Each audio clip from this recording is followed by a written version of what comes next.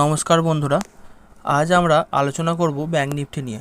Bank Nifty গত দুদিন ধরে প্রায় 2000 পয়েন্টের মতো এখানে র্যালি দিয়েছে এবং হঠাৎ করে এই এতটা র্যালি দেওয়ার কী কারণ সেটাই আমরা এই ছোট্ট ভিডিওতে আলোচনা করব একটু।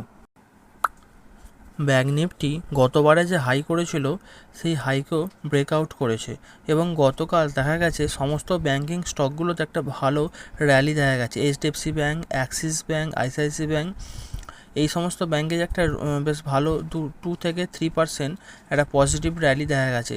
এর কয়েকটি কারণ আছে, যেমন RBI governor Shaktikanta Das prediction করেছে যে ভারতে কিছুদিন ইকোনমি খুব ভালো স্ট্রং থাকবে এবং এর সাথে আরও কিছু পজিটিভ কথা বলার জন্য ব্যাঙ্কিং স্টকগুলো খুব ভালো বুলিশ রান দেখা দিয়েছে।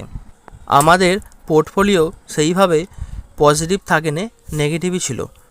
আশা করা যায় এই মাসের শেষ দিকে অথবা জুলাই মাসের প্রথম থেকে একটু কারেকশান আসতে পারে 5 থেকে 7%-এর মতো।